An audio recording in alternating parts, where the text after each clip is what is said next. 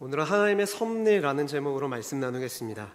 우리 지난 시간에 우리 7장의 마지막 장은 스데반 집사의 순교 이야기가 나왔습니다. 그는 눈을 들어서 하나님의 영광을 보았고 또 그 자리에 서서 응원하시는 예수님을 보았습니다. 기독교 신앙에 있어서 복음을 전하고 믿음을 지키다 순교하는 일은 아무에게나 허락된 일이 아닙니다. 정말 영광스러운 일이고, 히브리서 12장 2절에 보면 예수님은 하나님 보좌 우편에 앉으신 분인데 그 예수님조차도 벌떡 일어서서 응원하고 격려하시고 또 위로하시는 복된 사건이 순교의 사건입니다. 그런데 그런 영광스러운 사건 후에 교회가 더욱 부흥하였더라. 그렇게 역사가 전개되지 않고 오늘 1절 보니까 오히려 그날의 예루살렘에 있는 큰 교회에 큰 박해가 있었다라고 말씀합니다. 때로 우리는 이와 같은 과정이 우리 삶에 일어날 때 이해할 수 없고 공감하지도 못합니다. 분명 예수님께서 한 알의 밀알이 땅에 떨어져 죽으면 많은 열매를 맺는다고 하셨는데 왜 스데반이 순교하는 이 영광스러운 사건 후에 예루살렘 교회가 부흥하는 것이 아니라 큰 박해가 일어나야 한단 말입니까? 우리는 이해할 수 없는 것이죠. 교회사적으로 이 순교의 사건은 굉장히 영광스러운 일인데, 그러면 이 일로 인해서 교회가 더욱 부흥했고 성도들은 한 마음이 됐고 박해하던 그들이 오히려 망하게 되었더라 하는 이런 역사가 기록되면 좋겠는데, 우리의 기대와 다르게 오히려 큰 박해가 일어나면서 사도 예외는 다 유대와 사마리아와 모든 땅끝으로 흩어지게 된 것입니다. 우리는 이러한 사건을 보면서 하나님의 섭리를 생각하게 됩니다. 하나님의 섭리가 무엇입니까? 하이델베르그 요리 문답 27문답에 아주 자세하게 나왔는데 그것을 간단하게 요약하면 이 첫 번째 대지와 같습니다. 하나님은 모든 것을 창조하시고 하늘과 땅의 모든 피조물을 지금도 여전히 보존하고 다스린다는 것입니다. 하나님이 그냥 시계공처럼 세상을 창조하시고 자연 법칙에 맡겨두신 것이 아니라 지금도 여전히 모든 피조물을 보존하고 다스리는 것이 하나님의 섭리입니다. 이것을 우리가 하나님의 섭리라고 하는데, 섭리라는 이 단어가 영어 프로비던스의 번역입니다. 주보에 기록되어 있죠. 그런데 이 말의 어원은 라틴어 프로비데에서 왔는데, 프로라는 말이 앞을 향한다 라는 의미고 비데라는 말이 본다는 거예요. 그러니까 앞을 향해서 내다본다, 여기서 섭리라는 말이 나왔다는 것입니다. 그런데 무엇을 위해 내다보냐? 거기 숨은 뜻이 앞을 향해서 돌보고 다스리기 위해서 내다본다는 거죠. 그런데 이 라틴어보다 사실은 훨씬 더 앞서서 하나님의 섭리라는 단어는 창세기 22장에서 찾아볼 수 있습니다. 여호와 이레라는 이 단어가 여기에서 이 하나님의 섭리가 비롯된 것입니다. 창세기 22장의 여호와 이레라는 단어는 여러분이 아주 잘 아는 사건에서 나온 아브라함의 고백이죠. 아들 이삭이 아브라함에게 묻습니다. 아버지, 불과 나무는 여기 있는데 번제할 어린 양은 어디에 있습니까? 천진난만한 물음 아니겠습니까? 너가 번제할 하나님께 너가 제물이야 라고 말하지 않고 그때 아브라함이 뭐라고 대답합니까? 내 아들아, 번제할 어린 양은 하나님이 자기를 위하여 친히 준비하시리라. 그러고는 이 믿음의 고백대로 하나님께서 이삭 대신 숫양을 준비해 주셔서 그 아들 이삭을 대신하여 하나님께 번제를 드렸을 때 아브라함이 그 땅의 이름을 여호와 이레라고 불렀는데, 여기서 여호와 이레라는 말은 한국말로 이 히브리어를 직역하면 주께서 보실 것이다 라는 의미입니다. 제가 주보에 보면 미완료태라고 적어놨는데 완료되지 않은 행동이라는 거예요. 아직 행동이 끝나지 않은 그 상태, 지속되고 반복되는 행위를 말하고자 하면 히브리어에서는 항상 이 미완료태를 씁니다. 그러니까 주께서 아브라함의 삶을 계속해서 지켜보실 것이다. 그 의미인 거예요. 여러분, 이게 어떤 의미입니까? 아브라함을 감시하려고 지켜보신다는 것입니까? 아니면 아브라함의 삶을 미리 내다보고 돌보시기 위해서 지켜보신다는 의미입니까? 바로 이 후자의 의미가 있는 거예요.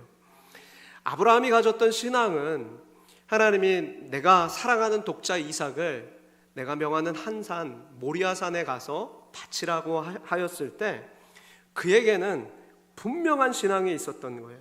내가 하나님께 우리 아들을 바치더라도 하나님께서 다시 이 아들이 약속의 아들이기 때문에 다시 살리실 거야 라는 믿음이 있었다는 것입니다. 그래서 종들에게 뭐라고 얘기하냐면 3일 길을 가서 이제 하나님이 정하신 그곳에 예배하러 가는데 종들이 보면 뜯어 말릴 거 아니에요. 그러니까 너희는 여기 있어라. 내가 내 아들과 함께 우리가 저기 가서 하나님께 예배하고, 자, 하나님께 예배했습니다. 그러면 아들 이삭을 번제로 드린 거예요. 태워 드린 거예요. 그러면은 누구 혼자 돌아와야 돼요? 아브라함 혼자 들어와야 되는데 뭐라고 얘기하냐면 우리가 너희에게 돌아오리라. 그렇게 말하는 거예요. 부활신앙이 있는 거예요. 내 아들아, 번제할 어린 양은 하나님이 자기를 위해 친히 준비하시리라. 이 신앙이 하나님의 섭리를 믿는 신앙인 거예요. 크고 작은 모든 일들을 하나님이 미리 내다보시고 돌보시고 약속대로 이삭을 통해 하늘의 별처럼 많은 후손을 주겠다라는 그 약속대로 이루어 주시리라 라는 확신이 있었던 것이죠.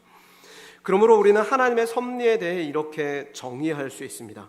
우리의 삶을 포함해서, 저와 여러분의 삶을 포함해서 세상에 일어나는 모든 일들, 크고 작은 일들에 대해, 그리고 선하고 악한 일들에 대해서 하나님이 미리 내다보시고 돌보시고 약속대로 이루어 가시는 행위를 하나님의 섭리라고 말할 수 있습니다. 그러니까 하나님이 세상의 모든 역사를 내다보시고 여러분의 각 개인의 삶을 미리 내다보시고 예수 그리스도 안에 있는 그 구원 계획을 가지고 여러분의 삶을 돌보실 것입니다.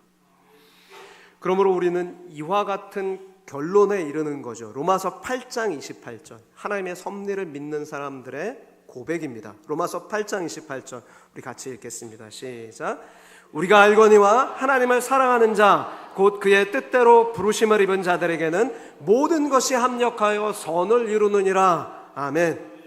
여러분, 때로 우리의 삶의 과정을 이해하지 못할 때가 우리는 있습니다. 스데반의 순교와 같이 아주 영광스러운 죽음 후에 도대체 왜 예루살렘 교회가 더 큰 박해가 임했는가? 쉽게 말해 좋은 일을 했는데 왜 나쁜 결과가 왔는가? 이해할 수 없는 삶의 과정을 우리는 만나기도 합니다. 그런데 그럴 때 우리는 하나님의 섭리를 믿어야 되는 거예요. 모든 것을 합력해서 결국은 선을 이루어 주시는, 하나님의 선을 우리 삶에 이루어 주시는, 하나님의 뜻을 이루어 주시는 그 섭리를 믿어야 하는 것입니다. 하나님께서 내 삶을 미리 내다보고 지켜보고 계시는데도 그럼에도 어떤 고난의 일들이, 이해할 수 없는 일들이 내 삶에 펼쳐졌다면, 허용되었다면 그 과정은 이해할 수 없고 힘들지라도 결과는 반드시 하나님의 선을 이루게 된다. 여러분, 모든 것이 합력해서 선을 이룬다고 했잖아요. 여기에 모든 것에는 나쁜 일도 포함되는 거예요. 그건 역시도 결국은 하나님의 선을 이루기 위해서, 하나님의 뜻을 내 삶에 이루기 위해서 필요한 과정이었다는 것이죠. 실제로 스데반의 죽음 이후에 예루살렘 교회에 임한 박해는 교회사적으로 엄청난 축복이었습니다. 사도행전 1장 8절에 예수님이 하셨던 그 선언, 유언과도 같은 선언, 그 사명이 성취된 사건이었어요. 사도행전 1장 8절 여러분 잘 암송하리라고 믿는데 한번 같이 암송해 보겠습니다. 오직 성령이 너희에게 임하시면 너희가 권능을 받고 예루살렘과 온 유대와 사마리아와 땅끝까지 이르러 내 증인이 되리라 하시니라. 이 주님의 사명이 스데반의 순교가 동력이 돼서 지금 민들레 풀씨처럼 훨훨 날아서 세상 곳곳에 흩어지게 된 것입니다. 이 고난으로 말미암아 약속이 성취되고 있는 거죠. 여러분, 그 이전에 예루살렘 성도들은 예루살렘 교회가 너무 좋은 교회이다 보니까 유대를 떠나지 않았습니다. 여러분, 예루살렘 교회가 얼마나 좋은 교회냐면요, 저는 우리 교회가 이런 좋은 교회로 계속해서 발전하길 원하는데 성령이 충만한 교회였어요. 서로 물건을 유무상통하고 사랑이 넘치는 교회였다고요. 부흥하는 역동적인 교회였습니다. 사도들을 통해서 많은 이적과 기사가 나타나는 그런 살아있는 교회였어요. 그러다 보니까 흩어져야 할 성도들이 모여서 신앙생활하는 게 너무 즐겁고 재밌으니까 흩어져서 복음을 전해야 할 사명을 잊고 사는 거예요. 때로 여러분, 우리가 삶의 환경이 너무 좋으면 사명을 잊어버립니다. 그때 하나님께서 이 스데반의 순교를 통해서 그날에 교회의 큰 박해를 허용하시고, 박해가 일어나는 걸 하나님이 허용하신 거예요. 사마리아와 모든 땅으로 흩어지게 하셨던 것입니다. 여러분, 핍박과 흩어짐이라는 이 두 단어만 보면 최악의 상태죠. 누군가 우리 가정을 깨뜨려요. 누군가 우리 교회를 깨뜨려요. 그러면 그 상황만 보면 최악의 상태인 거예요. 그러나 그 순간에 우리가 만약에 거기에 있다면 이렇게 느낄 수도 있는 거죠. 하나님 나라가 흑암의 권세에 패하는 것 같이 보이고, 하나님께서 교회를 보존하지 않고 다스리지 않는 것처럼 그렇게 느껴질 수 있는 거죠. 그러나 하나님은 언제나 어떤 분이십니까? 최악의 것에서 최선의 것을 만드실 수 있는 분이에요. 모든 것을 합력해서 선을 이루시는 분이시라고요. 하나님은 절망에서 소망을 끌어내시는 분입니다. 하나님은 인생의 좌절로부터 축복을 이끌어내실 수 있는 분입니다. 이것이 바로 하나님의 섭리를 믿는 신앙인 거예요. 모든 것이 합력해서 결국 하나님의 뜻을 이룬다니까요. 여러분, 지금 어떤 삶의 어려운 과정 속에 있든지 여러분이 신앙의 중심만 잃지 않는다면 반드시 하나님께서 하나님의 선한 뜻을 여러분의 삶 가운데 이루어 주실 줄 믿습니다. 그것이 섭리를 믿는 신앙입니다. 두 번째로, 하나님의 섭리는 상황이 아니라 내가 변하고 성숙하기 원하심을 믿어야 합니다. 여러분, 2절 말씀을 보십시오.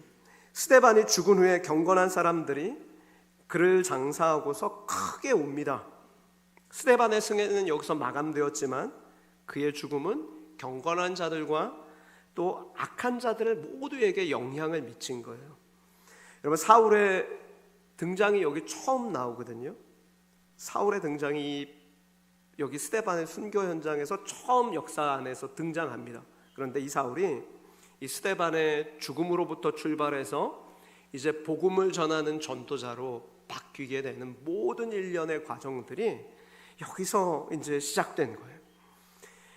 여러분, 교회의 입장에서 볼 때 스데반의 순교는 참 어려운 일이었습니다. 참 슬픈 일이었어요. 그런데 이 상황이 변하지 않습니다. 핍박이 계속되고 오히려 더 상황이 악화되고 있죠. 3절 말씀을 보면 사울이 교회를 잔멸할 때 번역을 참 맛깔스럽게 잘한 것 같아요. 막 발로 꽉 밟아가지고 막 새싹을 자라지 못하도록 그렇게 하는 것처럼 집집마다 들어가면서 그 남녀들을 다, 예수 믿는 사람들을 잡아오게 가두는 그런 일을 하고 있는 거죠. 여러분, 만약에 우리가 이와 같은 현장에 여러분이 계신다면 뭐라고 기도하시겠습니까? 아마도 이렇게 기도하실 거예요. 주님, 이 박해가 곧 끝나게 해주십시오.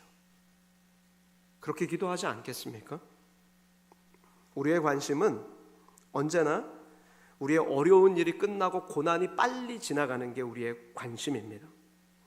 그래서 우리는 그렇게 기도하는 거예요. 그러나 하나님의 관심은 그 상황이 아니라 그 상황 속에서 우리를 변화시키고 성장시키고 우리 삶에 하나님의 약속을 성취하길 원하십니다. 그게 하나님의 뜻이에요. 우리는 내가 변하는데 그런데 별로 관심이 없는 것 같아요. 그래서 내 주위의 고통스러운 환경이 빨리 변하고 끝나기만을 관심 두고 문제가 생기면 그것을 위해 기도합니다. 주님, 상황 바꿔주십시오. 그런데 물론 하나님은 그 기도를 들으시고 상황을 금방 바꿔주시기도 합니다. 그러나 때로는 그 상황이 더 나빠지기도 해요. 그럴 때가 있어요. 기도하셨는데 상황은 나아질 것처럼 보이지 않고 더 악화될 때가 있습니다. 생각보다 병이 빨리 낫지 않을 때도 있고 바울처럼 평생 가시를 안고 살도록 허용하시기도 합니다. 미운 사람을 사랑하게 해달라고 기도했는데 저 사람과 좀 분리돼서 직장생활하게 해달라고 했는데 계속해서 붙어서 끼고 살면서 직장생활하게 할 때도 있어요. 생각보다 좋은 직장을 구하는데 일이 잘 구해지지 않을 때도 있습니다. 그런데 여러분, 그럴 때 우리의 바람대로 기도가 응답되지 않고 상황이 나빠진다고 해도 분명한 사실은 하나님은 그 상황 속에도 여전히 앞을 내다보시고 우리 삶을 돌보고 계신다는 사실입니다. 프로비데, 여호와 이레, 앞을 내다보고 돌보신다. 이 하나님의 섭리예요. 사실 이 하나님의 섭리를 따라 여러분도 자녀를 양육하셨습니다. 언제 그렇게 양육하셨나요? 자녀가 갓난아기 때 이제 막 걷기를 배울 때 손잡아 주시고 뒤에서 겨드랑이에 팔 딱 끼시고 보조해 주셨나요? 아니면 혼자 일어나고 자빠져도 넘어져도 내버려 두셨나요? 내버려 두셨죠. 그걸 통해서 성장하도록 지켜보시고 응원하시고 잘한다 박수 쳐주시고 넘어져도 괜찮다 말씀하시고 그래야 할 때가 있는 거예요. 하나님이 우리의 성장과 변화를 위해서 때로는 고난이 필요한 때가 있기 때문에 그 일을 허락하시는 겁니다. 예루살렘 교회가 흩어져 복음을 왕성하게 하고 하나님 나라를 왕성하게 전해야 하는데 그렇지 않기 때문에 스데반의 순교를 통해 큰 박해를 허용하실 때가 있는 거예요. 그러므로 우리는 내 고난의 상황 속에서도 이것이 내게 필요하기 때문에 하나님이 허락하셨구나, 그렇게 믿고 주님, 나로 하여금 이 고난을 디딤돌 삼아 성장하게 하여 주옵소서. 하나님의 선하신 섭리를 믿고 의지하게 하여 주옵소서. 그렇게 기도하며 자라가셔야 하는 것입니다. 여러분, 로마서 8장 31절 32절 말씀을 우리 함께 읽어봅시다. 로마서 8장 31, 32절 시작. 그런즉 이 일에 대하여 우리가 무슨 말을 하리요? 만약 하나님이 우리를 위하시면 누가 우리를 대적하리요? 자기 아들을 아끼지 아니하시고 우리 모든 사람을 위하여 내주시니가 어찌 그 아들과 함께 모든 것을 우리에게 주시지 아니하겠느냐? 아멘. 하나님이 누구를 위하신다고요? 우리를 위하신다. 하나님이 누구를 위하신다고요? 나를 위하신다. 그러면 누가 우리를 대적하겠느냐? 하나님이 우리를 위하시는데 어느 정도로 위하신다고요? 자기 아들을 아끼지 않고 내어주실 만큼 위하신다. 그러면 자기 아들도 아끼지 않고 그 가장 고귀한 예수님을 주셨는데, 그러면 예수님 안에서 우리에게 모든 것이 다 허락되었다라는 말이죠. 하나님 모든 것을 여러분의 삶에 허락하셨어요. 근데 왜 고난도 주세요? 필요하니까. 이 가운데 우리의 믿음이 자라나고 존재가 변화되고 주님을 더 인격적으로 만나고 주님의 사랑을 더 알도록 그것을 허락하신 거죠. 여러분, 하나님을 인격적으로 만나셨습니까? 예수님을 인격적으로 만나셨어요? 고난은 주님을 인격적으로 만나라는 사인이에요. 부르심이에요. 부르심.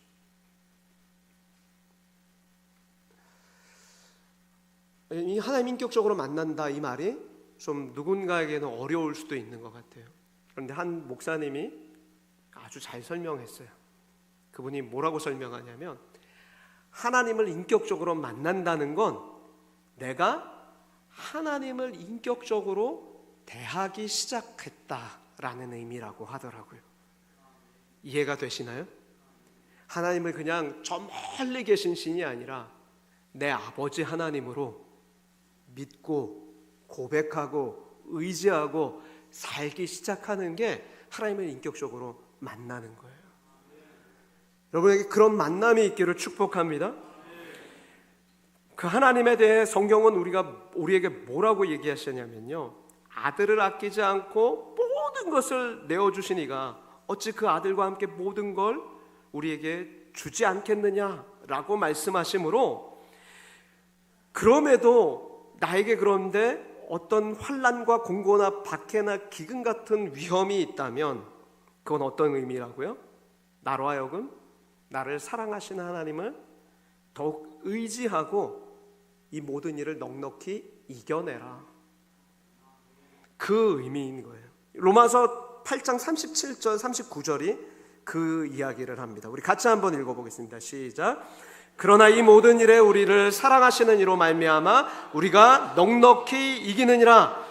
내가 확신하노니 사망이나 생명이나 천사들이나 권세자들이나 현재일이나 장래일이나 능력이나 높음이나 깊음이나 다른 어떤 피조물이라도 우리를 우리 주 예수 그리스도 안에 있는 하나님의 사랑에서 끊을 수 없으리라. 이 확신 있는 믿음을 가질 때, 이 확신 있는 믿음을 가질 때, 겨자씨 하나님만한 믿음이라도 나를 사랑하시는 하나님이 있어서 나는 이거 이겨낼 수 있어. 그 믿음을 가진 사람이 폭풍 같은 상황, 절망적인 상황 속에서도 나를 사랑하시는 예수님으로 말미암아 반드시 승리하게 된다는 거예요. 하나님 여러분 정말 사랑하세요. 오늘 로마서 보니까 어느 정도 사랑하신다 그랬어요? 아들을 아끼지 않을 만큼 사랑하신다니까요. 그러니까 굉장히 여러분 귀한 존재예요. 그러므로 지금 당장 상황이 더 나빠지고 힘들어지더라도 이 고난의 상황에 함몰되지 마십시오. 나를 사랑하시는 하나님을 더 깊이 만나십시오. 예수님을 더욱 의지하십시오. 그러면 나를 믿는 자는 그 배에서 생수의 강이 흘러 넘치리라 하신 그 말씀이 어떤 의미인지 체험되기 시작하는 거예요. 문제의 상황을 넉넉하게 이겨내게 되는 것입니다. 인생이 기대대로 풀리지 않을 때 하나님은 상황이 아니라 누가 변하길 원하신다고요? 내가 변하길 원하신다. 내가 성숙하길 원하신다. 내가 주님 더 사랑하길 원하신다. 이 사실을 기억하시고 믿음에 굳게 서시는 복된 인생 되길 바랍니다. 세 번째로 하나님의 섭리는 연약한 인생도 사용하심을 믿어야 합니다. 여러분 4절 말씀을 보세요. 그 흩어진 사람들이 두루다니며 복음의 말씀을 전할세라고 얘기하는데, 여기서 흩어진 사람들이라는 이 단어가 헬라어 성경을 보면은 수동태로 쓰였어요. 능동태, 수동태 아시죠? 능동태는 내가 하고 싶어서 자원해서 적극적으로 하는 거예요. 사마리아에 복음을 전하기 위해서 능동적으로 자원해서 막 적극적으로 간 게 아니에요. 수동태라고 쓰였다는 건 어떤 의미인 거예요? 살고 싶어서, 죽지 않으려고 등 떠밀려서, 그래서 도망갔다는 의미입니다. 여러분 7장의 스데반은 순교를 두려워하지 않을 만큼 아주 담대한 믿음의 소유자였다면, 8장의 빌립은 죽음을 두려워하고 박해를 피해 사마리아로 숨은 연약한 인생이라는 것입니다. 여러분은 스데반과 같은 존재라고 생각하세요? 아니면 빌립과 같다고 생각하세요? 스스로에 대해서? 나는 스데반 같다, 담대하다, 돌 던져봐라, 하나도 안 무섭다, 나는 그런 빌립 같다, 이것도 아니고 저것도 아니다. 여러분도 잘 아는 것처럼 사마리아 지역은 유대인들에게 외면받던 곳이었습니다. 여러분 여러 역사적 사건들을 통해서 유대와 사마리아 두 집단 사이에는 증오가 흐르고 있었습니다. 예수님도 그것을 아셨기 때문에 사마리아 여인의 믿음을 시험해 보려고 뭐라고 말씀하시죠? 주인의 상에서 자녀들이 먹을 음식을 개에게 던짐이 마땅하지 않다, 그렇게 말씀하셨어요. 당시 문화 속에서. 그랬더니 이 사마리아 여인이 뭐라고 말씀합니까? 주여, 그래도 개들도 주인의 상에서 떨어지는 부스러기를 먹나이다. 그 간절한 사모함이 있는 거예요. 여러분, 유대인과 사마리아인 두 사이에 증오가 흐르고 있었는데, 그러므로 빌립이 사마리아로 도망쳤다는 것은 이런 뉘앙스가 있는 거예요.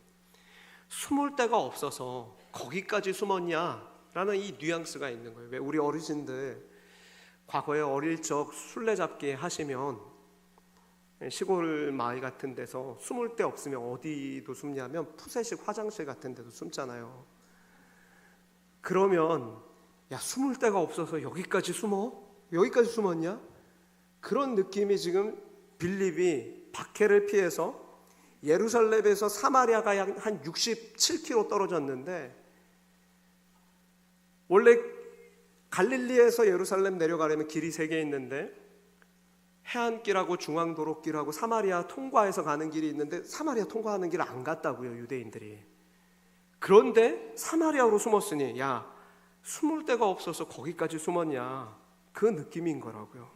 그러나 중요한 것은 하나님께서 스데반과 같이 담대한 믿음의 소유자도 쓰시지만 빌립과 같이 연약한 인생도 사용하신다는 사실입니다. 때로 우리는 오늘을 힘겨워합니다. 실수하고 넘어지고 못난 선택을 하는 내가 밉기도 한 거죠.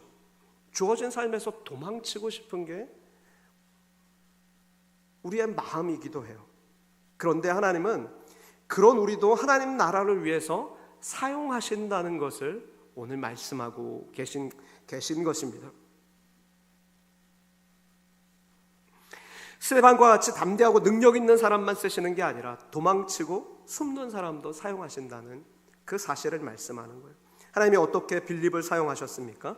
6절과 7절 말씀 보니까 능력 주셔서 표적도 행하게 하시고 더러운 귀신도 내쫓고 또 많은 중풍병자와 못 걷는 사람들을 고치게 하십니다. 여러분, 복음이 들어가서 흑암의 권세가 결박되고 많은 병자들이 낫기 시작하면서 8절 보니까 그 성에 큰 기쁨이 있더라.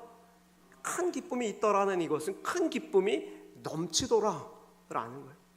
여러분 삶에 이러한 기쁨이 넘치는 삶을 여러분 살고 계십니까? 여기서 기쁨이라고 번역된 이 단어는 헬라어 카라를 얘기하는데, 이 사도행전과 누가복음을 기록한 이 누가가 이 카라, 이 기쁨을 어느 구절에 썼냐면 이 카라는 세상이 알 수 없는 기쁨이거든요. 간혹 가다가 그러잖아요. 세상 친구들 있으시죠?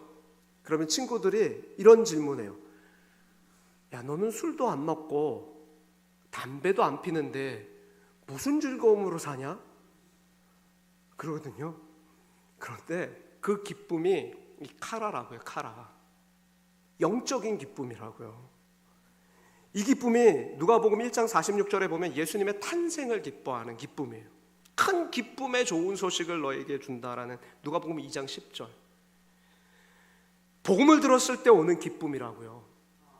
전도할 때 흑암의 권세가 꺾이고 하늘에서 사단이 떨어지는 것을 우리가 보았습니다 하며 기뻐했을 때 그 기쁨이라고요. 회개의 기쁨이에요. 영원히 구원받는 기쁨입니다. 부활하신 예수님을 만나는 기쁨이 바로 이 카라인 거예요. 여러분, 혹여나 여러분의 삶에 신앙생활하면서도 기쁨을 잃어버린 분이 계시다면 전도의 현장을 회복하셔야 돼요. 증인된 삶을 사셔야 된다고요. 내가 믿는 예수님이 얼마나 놀랍고 크고 아름다우신 분인가, 그것을 말씀하실 수 있어야 돼요. 그러면 그 안에 기쁨이 회복되는 거예요. 삶의 문제가 더 이상 문제가 아니라니까요. 이전까지는 문제에 질질 끌려서 도망다니고 등 떠밀리던 빌립이 도망치면서도 지금 뭘 하는 거예요? 내게 있는 것을 내게 주노니 곧 나사렛 예수의 이름으로 일어나 걸으라 했던 베드로와 요한처럼 자신이 가지고 있는 예수 그리스도를 전하는 거라고요. 여러분이 세상 사람들에게 줄 수 있는 것이 무엇입니까? 바로 예수 그리스도, 그 이름을 주실 수 있는 거예요. 그럴 때 그 큰 성에 기쁨이 있더라 한 것처럼 여러분의 가정에 예수 그리스도를 여러분이 내 삶에 함께 하시는 주님을 선명하게 선포하면 선포할수록 그 가정의 기쁨이 회복되는 거예요. 그 일터에 기쁨이 회복되는 거라고요. 오늘 이 말씀을 우리 삶에 적용하자면, 인생을 살다가 그러므로 우리는 함부로 낙심하거나 끝이라고 생각해서는 안 된다는 거예요. 도망자였던 빌립에게도 능력 주시고 사명 감당하도록 돌봐주신 하나님께서 넘어지고 실패한 여러분들도 사용하길 원하신다. 이 사실을 믿고 예수 그리스도를 선언하며 여러분이 만나신 그 주님을 선언하며 그렇게 사셔야 하는 것입니다. 하나님은 여러분을 있는 그 자리에서, 실패하고 넘어졌던 그곳에서 연약함 그대로 사용하길 원하십니다. 여러분, 다 스데반 같이 담대할 수 없잖아요. 빌립과 같이 연약해서 도망치고 숨었던 사람도 있고, 또 하나님이 있는 그곳에서 복음의 증인으로 살길 원하십니다. 목숨 구하고자 그렇게 도망쳤지만 그 빌립을 주님 사용하시는 거예요. 어떻게 보면 이것이 빌립에게 부끄러움이고 수치고 상처입니다. 숨었던 자기 모습. 돌 던지면 던져봐라. 나는 정말 예수님밖에 모른다. 이 순교의 각오가 없이 살고자 도망쳤던 이것이 어떻게 보면 빌립의 부끄러움이고 수치예요.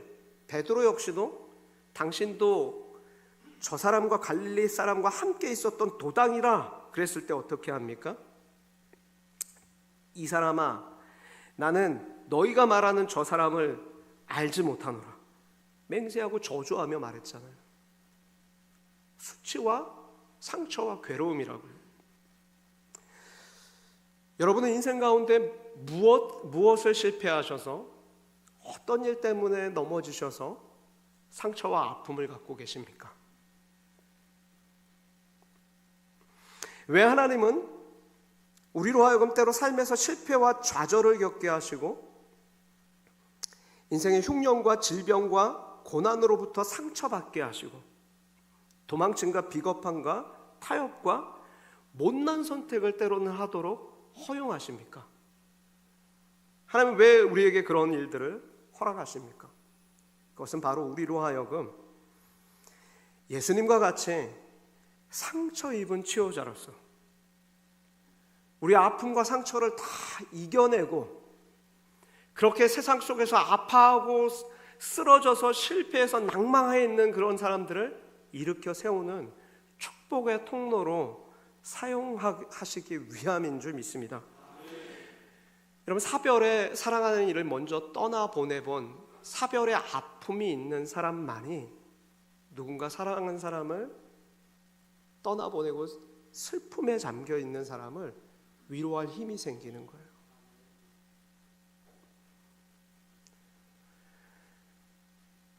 누군가 이혼의 아픔이 먼저 있었던 사람이 이혼해서 괴로운 사람을, 그 심정을 누구보다 잘 알아서 그 존재만으로도 위로가 되는 거라고요.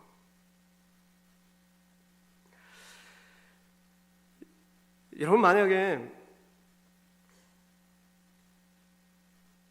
빌립이 자신의 상처에 함몰되었다면 그는 복음의 증인으로 살 수 없었을 것입니다. 그러나 그는 자기 안에 계신 예수님께 집중했기 때문에 그 상처를 딛고 일어설 수 있었던 거예요. 여러분, 만약에 이곳에 순교자 스데반이 와서 설교한다면 뭐라고 설교하겠습니까? 너희들 그렇게 살아서는 안 된다. 먹고 사는 일에만 빠져서 살아서는 안 돼. 돌멩이 날아와도 주를 바라보며 견디면서 복음 전해야지. 도망가면 안 된다. 그렇게 말하지 않겠습니까? 스데반이라면. 그런데 만약 빌립이 와서 여기서 복음을 전한다면 어떻게 하겠어요? 실패하고 넘어져도 괜찮다. 도망가도 괜찮다. 자빠져도 괜찮다. 어떤 상처가 있어도 괜찮다. 예수 그리스도만 잊지 않으면 된다. 그분만 의지하면 된다. 그 주님을 의지하면 주께서 너를 쓰실 것이다. 그 얘기하지 않겠습니까? 여러분, 베드로 역시 주님의 십자가 앞에서 도망치고 부인하는 비겁하고 실패한 인생이었지만 부활하신 예수님을 만남으로 그는 상처를 회복하고 다시 일어나 쓰임받는 인생이 된 것입니다. 예수님이 베드로에게 물으셨습니다. 요한의 아들 시몬아, 내가 사랑하니? 물으셨어요. 자, 제가 감정을 다시 빼고 한번 읽어보겠습니다. 요한의 아들 시몬아, 내가 나를 사랑하니? 이런 아무 감정이 안 실린 말이었겠습니까? 아니면 3번이나 예수님을 부인했기 때문에 야, 시몬아, 너 나 임마 사랑하는 거 맞아? 이거였겠습니까? 아니면 요한의 아들 시몬아, 너가 정말 다른 사람들보다 나를 사랑하고 있니?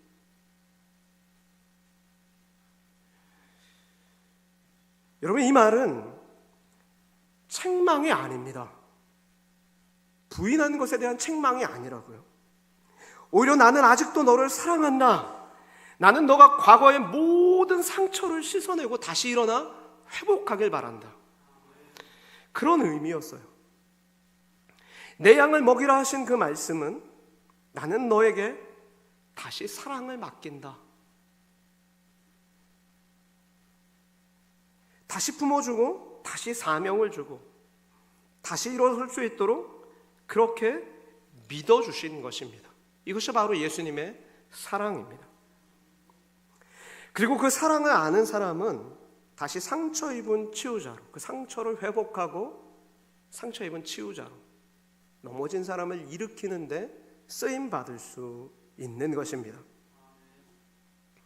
그러므로 교회 공동체는 용서와 회복의 공동체가 되어야 되는 거예요. 그리스도 예수 안에 있는 자에게는 결코 정죄함이 없나니 그 말씀 그대로 죄를 돌이켜 회개하는 모든 자에게